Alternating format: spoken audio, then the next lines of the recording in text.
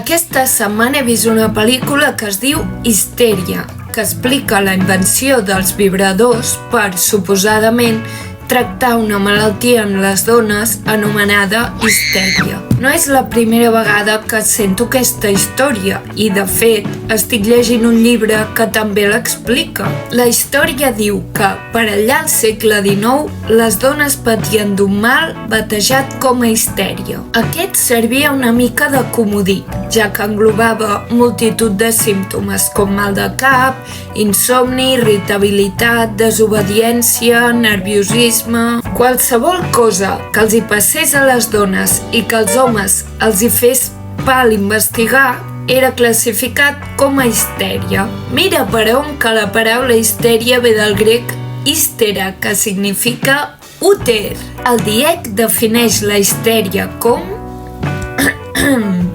neurosi complexa en què l'excitabilitat emocional i reflexa és exagerada, caracteritzada per convulsions, paràlisis, al·lucinacions, etc. El fet és que des de 1952 ja no es classifica com a malaltia i sembla que finalment hem acceptat que les dones, com els homes, poden tenir altres problemes de salut que no siguin la histèria.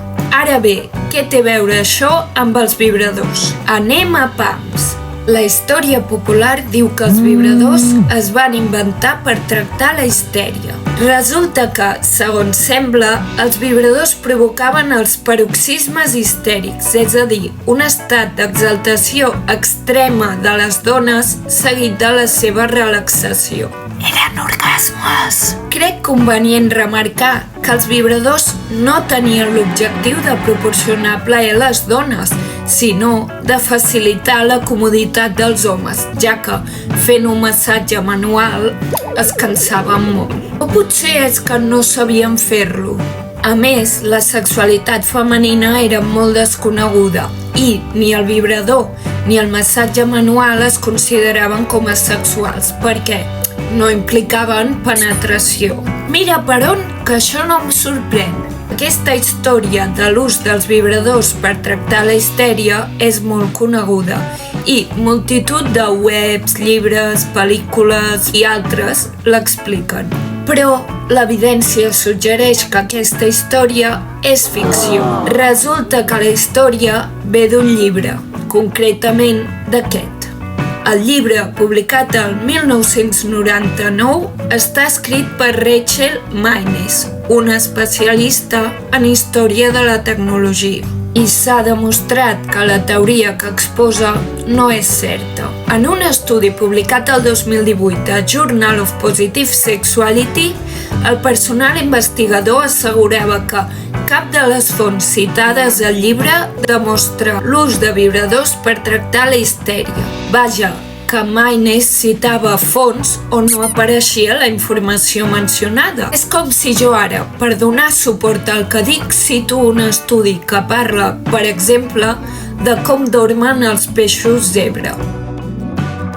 Sembla que quan es van plantejar aquests dubtes a l'autora del llibre, ella va dir que mai ho havia plantejat com una realitat, sinó com una hipòtesi. No lo creo, mi ogra. A més, va afegir que estava sorpresa que hagués passat tant de temps abans que algú qüestionés el seu argument, ja que, segons va dir ella mateixa, havia portat poques proves al respecte i fins i tot es va atrevir a dir que ningú l'havia qüestionat perquè la teoria havia agradat molt. Resulta que ara la veracitat d'una teoria dependrà de si ens agrada o no. Aleshores, si els vibradors no es van crear per tractar la histèria, per què es van inventar? Joseph Mortimer Granville era un metge britànic que tenia una teoria curiosa. Creia que els nervis del cos vibraven de manera natural i que si aquesta vibració es desequilibrava,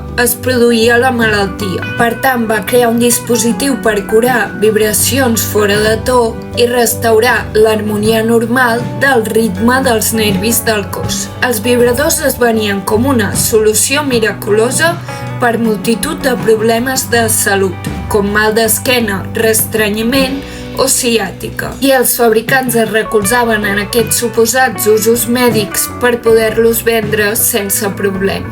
Els usos no sexuals dels vibradors van permetre a les empreses fabricar-los i promocionar-los sense problema, i els consumidors comprar-los sense vergonya ni restriccions legals. Algú l'utilitzava amb una finalitat diferent?